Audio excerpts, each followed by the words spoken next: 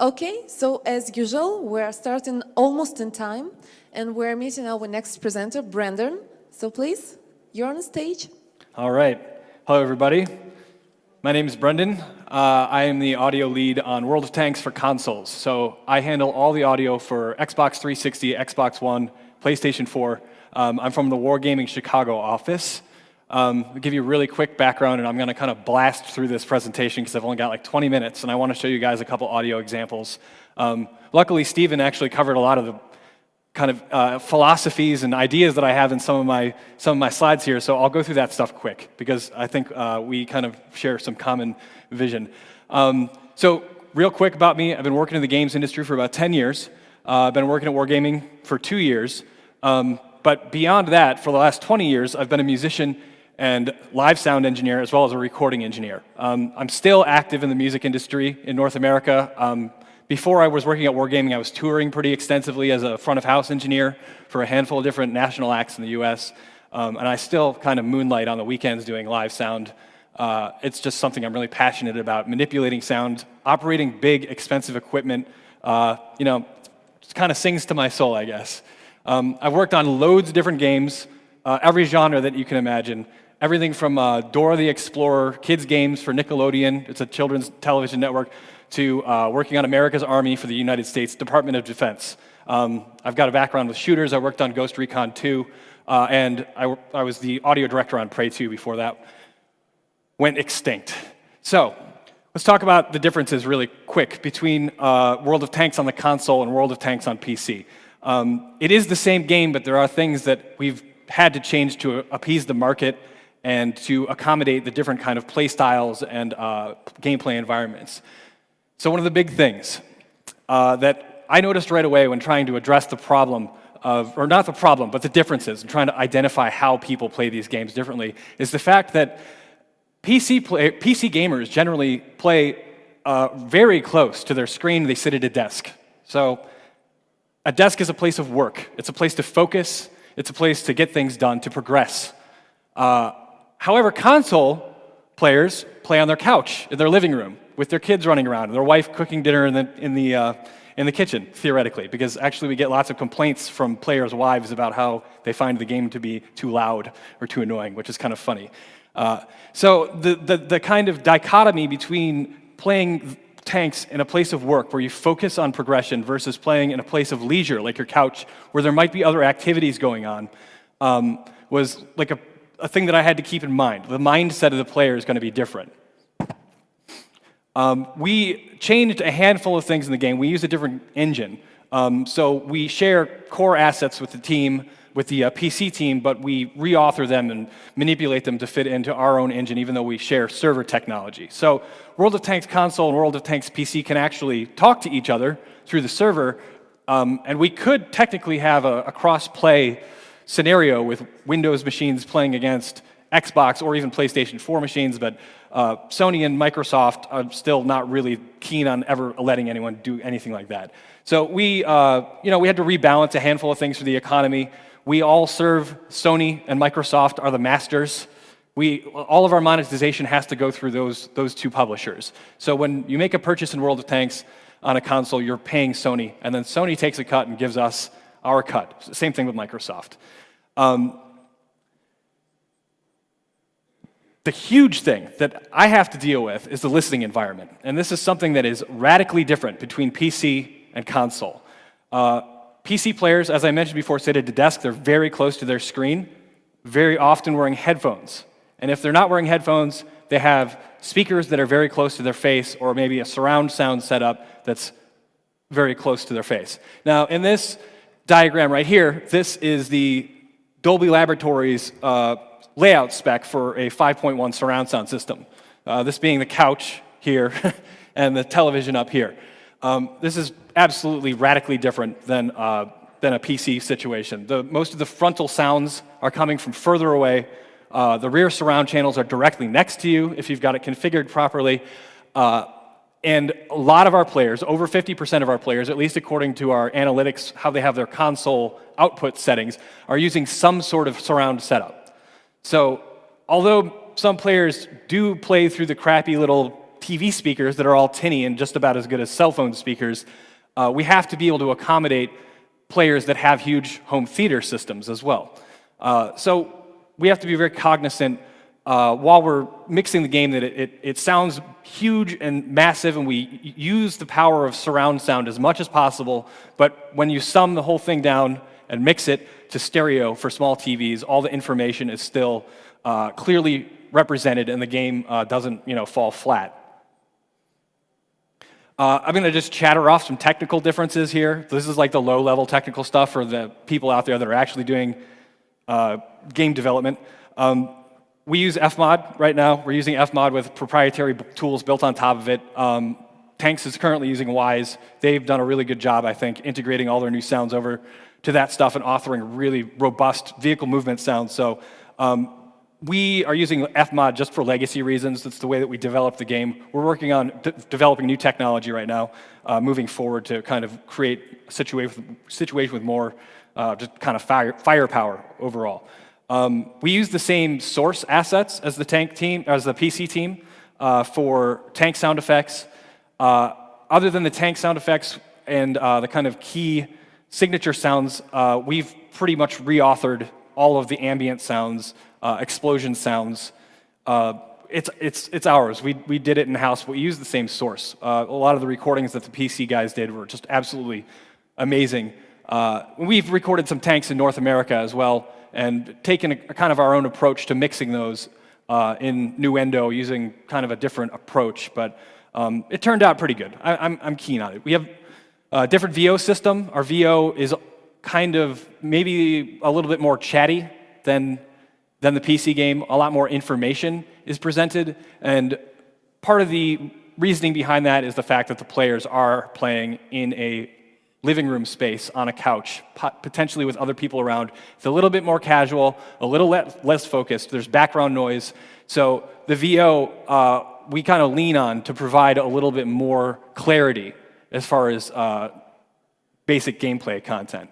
So I'm going to talk really quick about some like philosophical sound design stuff. This is a lot of the stuff that Steven was just going through. I kind of feel that sound effects generally fit into one of three categories. Short-term feedback is the diegetic sounds that Steven was talking about earlier, things that are happening in the game that you observe in the immediate forefront, the tank driving around, items being, destructibles in the world being destroyed, explosions going off, guns being fired, flybys. These are the things that are giving you sound to let you know that something is happening right now and there will be consequences. Whether it's for good or for bad, something's happening right now. The medium-term feedback is the reward or maybe punishment. This is the thing that happens right after the diegetic sound. So this is damage. This is penetrating an enemy tank and getting a badge. So, and this is provided in our game by VO. The VO does not fire off the instant you penetrate an enemy target, right? You fire, you hear the explosion go off, you hear the shell hit the ground, you see it penetrate, and then you hear the VO say, penetration. Good job.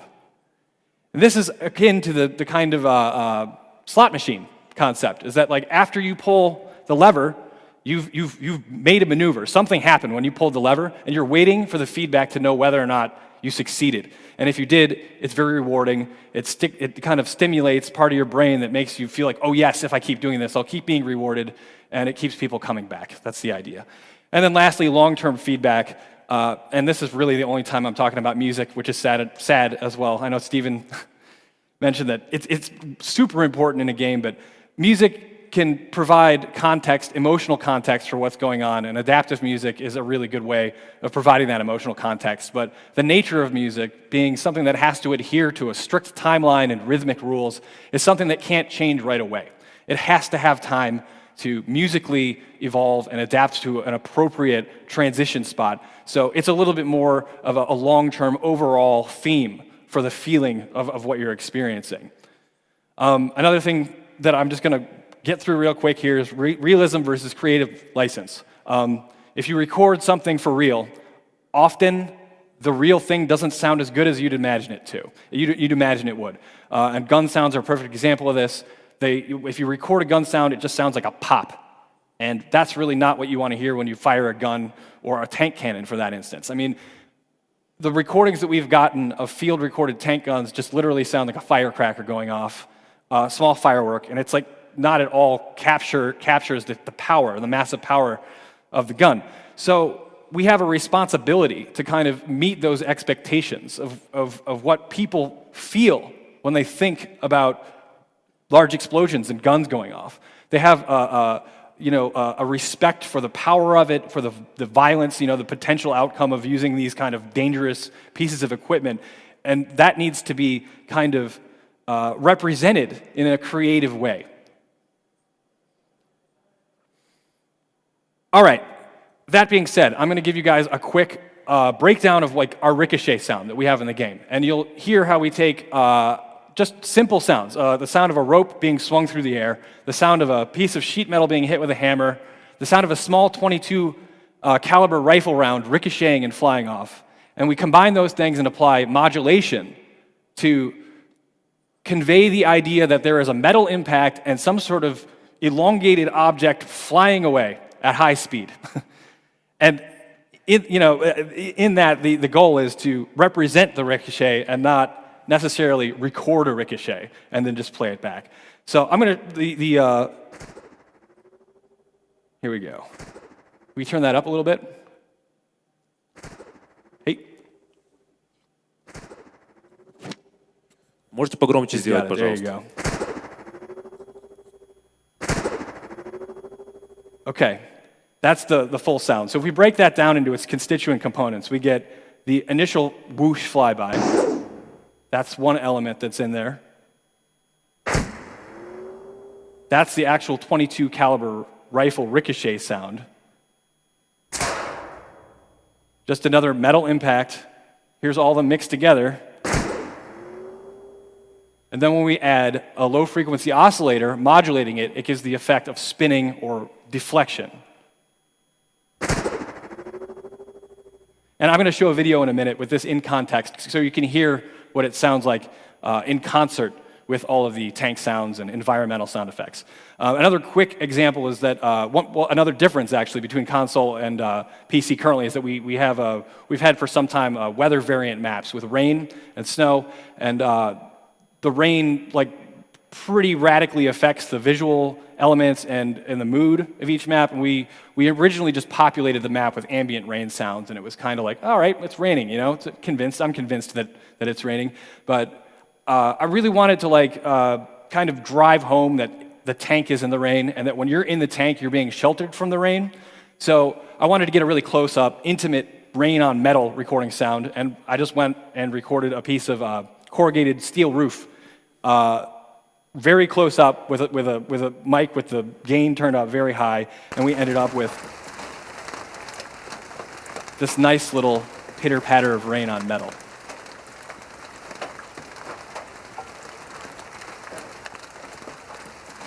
Okay, now I'm going to show you that stuff in context really quick in a minute.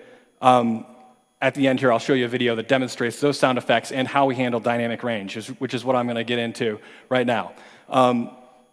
When there's so many crazy loud sounds happening and so much information being bombarded to the player's ears, we have to make sure that they can hear everything.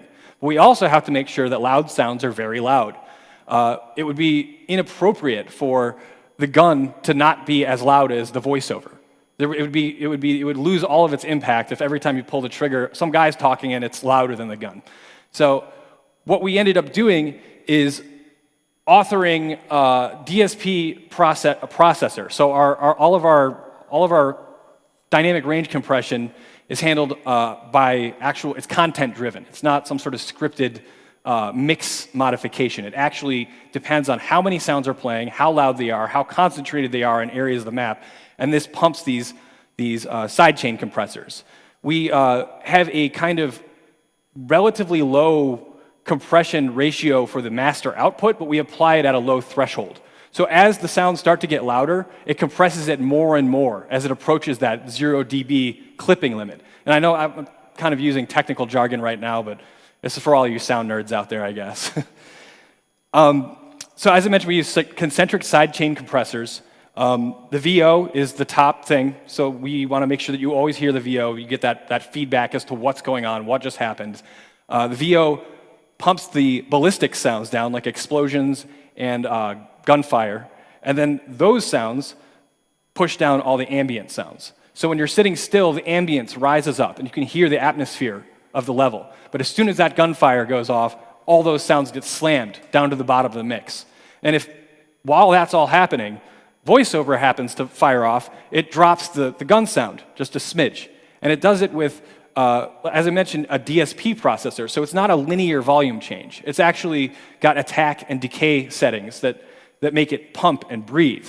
And it's actually kind of a very musical approach to handling dynamic range. It's very similar to how you would handle ducking in like house music or some sort of like hip hop or funk situation where you have the bass drum kick the bass guitar down. So like every time the bass drum hits, the bass guitar drops a little bit so that you can hear all these low frequencies in concert. And then lastly, we don't ever use makeup gain on any of our compressors at all. We only use reduce volume.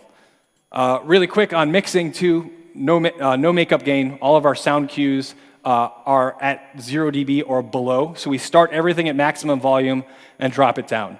The way that it ended up is that we end up with an average kind of volume level that is matched to the standard broadcasting standards in the US. So if you're watching television or watching a movie or streaming music at a reasonable volume, when you turn on World of Tanks on your console, you're not going to need to adjust your volume on your receiver.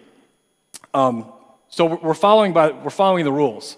You could watch a movie like Fury and have a really nice experience with your big home theater system and just play World of Tanks right away and not have to adjust your volume at all. All of our individual wave files are normalized to 0 dB max, so everything's maxed out volume-wise, and we just turn it all down to get the mix to where we want it. We mix around the VO. It's one thing that this is a personal practice of mine that I've adhered to for like maybe the last 7 or 8 years. It's a trick that I figured out, is to get your voiceover to a level that is matched to what you would hear in a regular television show, and then mix everything around that. And if you do it correctly, you'll end up with a lot of headroom. You'll end up with 18 decibels on average, maybe, of headroom in your mix, which leaves lots of room for big explosion sounds and huge impactful moments. And then lastly, the center channel is something in the surround mix that we use pretty sparingly, just for the sake of keeping a kind of wide stereo spread and not like bombarding the player's ears with like upfront like sounds. So the only thing that comes through the center channel is the tanks and the guns. And because they're the star of the show, right? I mean, without tanks and guns, we really wouldn't have a game, I don't think. All right, I'm going to show you guys this video example really quick of gameplay, which will demonstrate those sounds that I showed you earlier, as well as you'll be able to hear some of the dynamic range processing of the sidechain compression. So listen for how the ambient sounds get smoothly dropped in the mix when the gun goes off, and listen for how the voiceover cuts through the mix and kind of smoothly drops everything else. And if you listen, everything will come through clearly, and it's not just a balance, it's actually dynamically changing itself. All right, let me find my business here.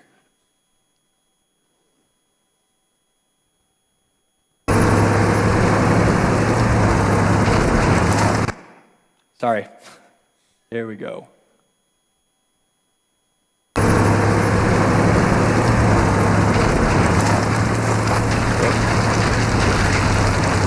Sorry, I'm not getting video out of my presentation.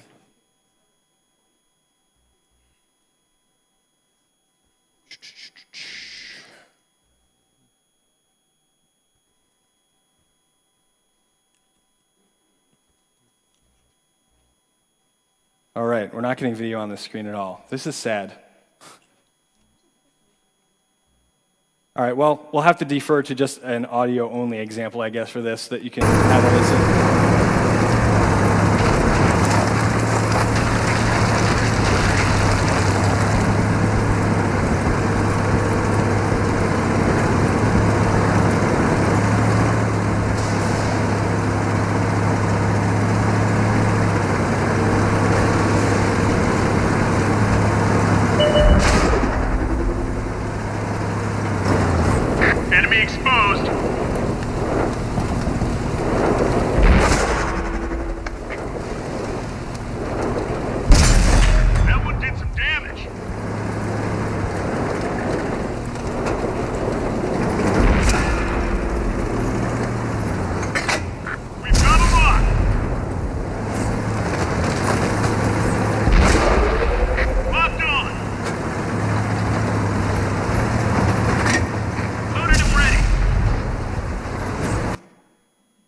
Okay.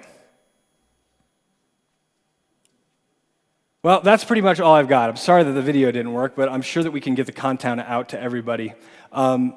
Future plans that we have for the game. Just fly through this here. We're going to focus more on these creative modular sound designs that kind of harness emotions instead of realism. We're going to add another layer of dynamic processing, like mixed snapshots, HDR, which is a little bit more heavy-handed, like brutal way of handling mix changes. And we're going to bake in dynamic range presets, which is something the PC guys have done already. We're just working on a solution to doing that with our technology right now. So our goal really is to make World of Tanks like World of Tanks, but more like World of Tanks than World of Tanks. And we've got a really kind of healthy competition between us and the PC team. It's really just fantastic to be able to collaborate with them and bounce ideas off of one another, because it actually does turn into a pretty inspirational feedback loop. So I've only got a couple minutes here. If anybody has any questions, I'd love to answer them. But first, let's thank our new speaker.